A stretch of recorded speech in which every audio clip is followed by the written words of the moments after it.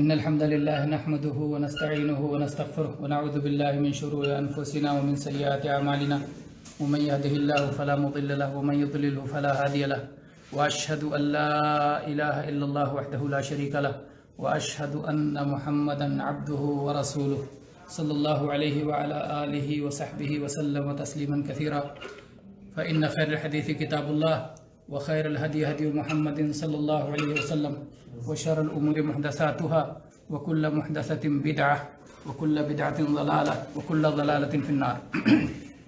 میرے بھائیو، فقہ کے تعلق سے درس گزشتہ ہفتے ہوا تھا، جس میں ہم لوگوں نے سنن فطرت کے بارے میں پڑھا تھا. تو آئیے پہلے معلوم کر لیتے ہیں. یاد ہے کسی کو کوئی 5 سنن فطرت بتا سکتا ہے؟ 5. ہاں جی سلمان صاحب بتائیے. ہاں الاستحداد آپ عربی میں بتا رہے ہیں. الاستحداد کیا مطلب ہندی میں یا اردو میں؟ الاستحداد ناف کے نیچے کے بال صاف کرنا. ہاں اس کے بعد ناخن کاٹنا. اس کے بعد دوسرا ناخن کاٹنا. ہاں تیسرا ہے مونچھ کترنا ہے. مونچھوں کو کترنا. چوتھا ہے مسواک کرنا. مسواک کرنا. 5واں بغل کے بال کاٹنا. بغل کے بال اکھاڑنا. خطرہ چھوٹ گیا. آپ تو 5 سے زیادہ بڑھتے جا رہے ہیں. ہاں پہلے سب سے پہلا تھا استحداد. ٹھیک، استحداد یعنی ناف کے نیچے کے بال صاف کرنا. دوسرا ہے ختان، ختنہ جسے مسلمانی کہتے ہیں. تیسرا مونچھوں کے بال کاٹنا. اور چوتھا بغل کے بال اکھیڑنا. اور 5واں ناخن کترنا. یہ 5 تھا. اور دوسرے میں 10 تھا. تو 5 ہی میں جب بھول رہے ہیں تو 10 تو بہرحال مراجعہ کر لیجئے، ہے نا. 10 کا 10 بھی پڑھ چکے ہیں پچھلے ہفتے. آگے بڑھتے ہیں. ان سب میں پہلی چیز ختان کے سلسلے میں تھوڑی تفصیل بتاتے ہیں. ختان کیا ہے؟ ختان جس کو ہم اردو زبان میں ختنہ بھی کہتے ہیں اور مسلمانی بھی کہتے ہیں، اور یہاں عام طور پہ تطہیر کہتے ہیں. تو مسلمانی پہ میں نے گزشتہ ہفتے بتایا تھا کہ مسلمانی نام دینا ختنہ کو صحیح نہیں ہے شرعی طور پر، کیونکہ ختنہ کی وجہ سے کوئی مسلمان نہیں ہوتا. ختنہ اسلام کا ایک فرض ہے. مردوں پر فرض ہے کہ ختنہ کروائیں. عورتوں کے لیے مستحب ہے کہ ان کا ختنہ کیا جائے. اگر ماہر ڈاکٹر موجود ہیں ختنہ کے لائق تو عورتوں کے لیے بھی ختنہ مستحب ہے. مردوں کے اوپر فرض ہے. یہ اسلام کا ایک شعار ہے. لیکن یہی مسلمانی نہیں ہے کہ کوئی ختنہ کر لیا تو مسلمان ہو گیا. ختنہ کی بنا پر کوئی مسلمان نہیں ہوتا. مسلمان کس بنا پہ ہوتا ہے؟ لا الہ الا اللہ محمد رسول اللہ کے اقرار پہ ہوتا ہے. دل سے اقرار ہو، زبان سے اقرار ہو اور اس کے تقاضے کے مطابق عمل ہو. یہ ایمان ہے.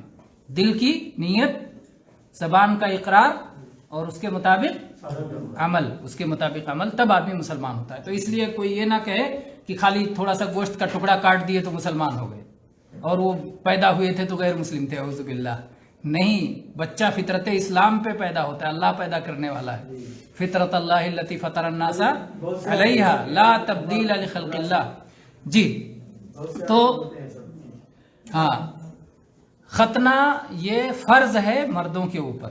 مسلمان مرد کے اوپر ختنہ کرنا فرض ہے اور عورتوں کے لیے مستحب ہے. نبی کریم صلی اللہ علیہ وسلم نے ایک آدمی کو جب وہ مسلمان ہوا تو آپ نے فرمایا الق عنک شعر الکفر واختتن. مسلمان ہونے کے بعد. یہ روایت حسن درجے کی ہے اور صحیح الجامع میں 1251 نمبر پر موجود ہے. سنن ابی داؤد اور بہقی کی روایت ہے. تو مسلمان ہونے کے بعد اللہ کے نبی صلی اللہ علیہ وسلم نے 2 حکم دیا. آپ نے کہا کہ جاؤ سر کے بال مڈاؤ، جو کفر کا بال باقی تھا اس کو اپنے سے صاف کرو اور جاؤ ختنہ کرواؤ.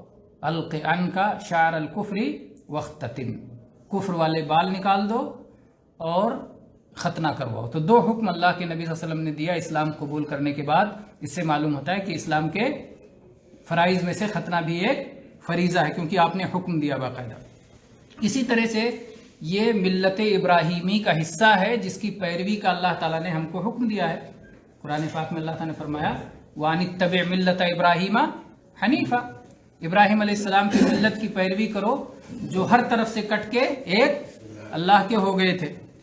और नबी सल्लल्लाहु अलैहि वसल्लम ने फरमाया है इब्राहिम अलैहिस्सलाम के बारे में, इख्ततना इब्राहिम खलीलुर रहमान बअदमा अतत अलैहि समानूना सना, इब्राहिम अलैहिस्सलाम 80 साल के हो गए थे, उसके बाद उन्होंने खतना किया। तो इसलिए कोई ये ना समझे कि अगर बड़ा हो गया और खतना नहीं हो पाया है तो उसका खतना नहीं हो सकता है। बड़ा होके भी अगर उसे खतना का हुक्म मिला तो खतना करेगा। मान लीजिए एक मुसलमान पैदा हुआ लेकिन वो खतना का हुक्म नहीं जानता था, बड़ा हुआ, बाद में से पता चला कि मुझे तो खतना करना लाजिम है, मेरा खतना नहीं हुआ है, तो वो खतना करेगा अगरचे कितना बड़ा हो गया। और एक शख्स बड़ा होकर इस्लाम कबूल करता है तो उसे भी खतना करवाना चाहिए, फरीज़ा है। तो इब्राहिम अलैहिस्सलाम ने 80 साल की उम्र में खतना किया। ये सही बुखारी की हदीस है 6298 नंबर पे और सही मुस्लिम में 370 नंबर पे। और ऐसे ही अल्लाह ताला ने नबी सल्लल्लाहु अलैहि वसल्लम को हुक्म दिया है सुम्मा औहैना इलैका अनित्तबि मिल्लत इब्राहिमा हनीफा, हमने आपकी तरफ वही की है कि इब्राहिम अलैहिस्सलाम की मिल्लत की पैरवी कीजिए जो हर तरफ से कट के एक अल्लाह के हो गए थे। इब्राहिम अलैहिस्सलाम की जिंदगी में बहुत इबरत है। सच पूछें अगर उसको बार बार उसको हमें पढ़ना चाहिए और बार बार उनकी जिंदगी से सबक सीखना चाहिए। कैसे पैदा हुए, उनके वालिद जो है मूर्तियां बनाते थे, बुत बनाते थे, बेचते थे, वही उनकी कमाई थी। अपने बाप को कहा कि मेरे बाप आपके पास इल्म नहीं है, मुझसे इल्म लीजिए, मुझसे ज्ञान लीजिए। अल्लाह ताला ने मुझे इल्म दिया है, आपके पास वो इल्म नहीं है, आप इनको क्यों बनाते हैं जो ना सुन सकते हैं ना बोल सकते हैं। लेकिन बाप ने बात नहीं मानी। उन्होंने बड़े अदब से, बड़े एहतराम के साथ ए मेरे अब्बा जान कह करके उन्हें इस्लाम की दावत दी। और उसके बाद में बाप का क्या रवैया रहा, बाप होने के बावजूद, जबकि अब्बा जान कह रहे हैं। तौहीद की दावत कोई आसान बात नहीं है, बहुत तकलीफ झेलना पड़ता है। फौरन क्या कहा कि इब्राहिम तुझे पत्थर मार मार के मार डालूंगा, जो सबसे ज्यादा तकलीफ दे मौत होती है। ऐसे नहीं मारूंगा, पत्थर मार मार के मारूंगा, छोड़ दे अपनी बात को। लेकिन इब्राहिम अलैहिस्सलाम ने छोड़ दिया? नहीं छोड़ा। वो मुसलमान हो गए? नहीं हुए। इसमें इबरत है अल्लाह ताला कैसे मुर्दा से जिंदा को, जिंदा से मुर्दा को पैदा करता है। काफिर का बच्चा मुसलमान पैदा होता है, मुसलमान का बच्चा काफिर हो जाता है। नूह अलैहिस्सलाम अल्लाह के नबी, बेटा नहीं मुसलमान हुआ। इबरत है। तो इब्राहिम अलैहिस्सलाम की जिंदगी में बहुत इबरत है। अपनी कौम को समझाने के लिए, उनकी कौम तारों को पूजती थी, सूरज को पूजती थी, चांद को पूजती थी। कैसे समझाया? तारे निकले तो कहा आओ ये तारे मेरे रब हैं, तो समझे मान गए इब्राहिम अलैहिस्सलाम। उसके बाद जब चांद निकला तो तारे उसके सामने झिलमिलाने लगे, तो कहा चांद तो इनसे बड़ा है, तारों को क्यों पूजना, बड़े को पूजना। उसके बाद में कहा चांद मेरा रब है, और खुश हो गए, चलो तारे को नहीं माना, चांद को तो माना। उसके बाद में जब सूरज निकला, चांद गायब हो गया, तो इब्राहिम अलैहिस्सलाम ने कहा ना चांद भी इस लायक नहीं है, सूरज मेरा रब है, ये सबसे बड़ा है, सबसे ज्यादा ताकतवर है, सबसे ज्यादा रोशनी इसके यहाँ है, गर्मी इसके यहाँ है, इसका फायदा है। तो सूरज को अपना रब मानने का ऐलान किया, हादा रब्बी हादा अकबर, ये सबसे बड़ा है, यही मेरा रब है। कौम के लोग खुश हो गए, चलो सूरज को तो माना। उसके बाद जब डूब गया सूरज भी, तो कहा इन्नी ला उहिब्बुल आफिलीन, मैं डूबने वालों से मोहब्बत नहीं करता। लम यहदिनी रब्बी लाकुनन्ना मिनल कौमिज़ ज़ालिन, अगर मेरा रब मुझे रास्ता नहीं दिखाएगा तो मैं तो भटक जाऊंगा। मेरा रब हर सांस में मुझे रास्ता दिखाता है। मेरा रब अल हई अल क़य्यूम है, ला इलाहा इल्ला हु, अल हई अल क़य्यूम। अल्लाह के सिवा कोई इबादत के लायक नहीं, वो जिंदा है और वो सब कुछ संभालने वाला है, हमेशा से था, हमेशा रहेगा। तो इब्राहिम अलैहिस्सलाम की जिंदगी में बार बार पढ़ना चाहिए और बार बार सुनना चाहिए और बार बार उसे सीखना चाहिए, और उन्हीं की मिल्लत पर चलने का मोहम्मद सल्लल्लाहु अलैहि वसल्लम को हुक्म दिया गया था। तौहीद की दावत जिस कदर आया उनके यहाँ है, आया और बया, इसीलिए कहते हैं इमामुल मुवहिदीन, तौहीद वालों के पेशवा, तौहीद वालों के इमाम थे इब्राहिम अलैहिस्सलाम। बहरहाल बात ये चल रही थी खतने की, कि खतना ये इस्लाम का एक फरीज़ा है اور ختنے کے سلسلے میں مستحب یہ ہے کہ بچہ کے پیدا ہونے کے 7ویں دن ہی ختنہ کر دیا جائے، یہ مستحب ہے، اور کبھی بھی بعد میں بھی کر سکتے ہیں، لیکن مستحب ہے۔ اور مستحب ہونے کی بنیاد کیا ہے، دلیل کیا ہے؟ کچھ حدیثیں ہیں، اگرچہ وہ الگ الگ سب ضعیف ہیں، لیکن علماء نے کہا کہ سب مل کر کے کچھ نہ کچھ انہیں طاقت مل جاتی ہے، تو اس لیے اگر 7ویں دن ختنہ کیا جائے تو مستحب کے حکم میں آ سکتا ہے۔ اس سلسلے میں جابر رضی اللہ عنہ کی حدیث ہے کہ رسول صلی اللہ علیہ وسلم نے حسن اور حسین رضی اللہ عنہما کا عقیقہ کیا 7ویں دن، اور 7ویں دن ان کا ختنہ بھی کیا۔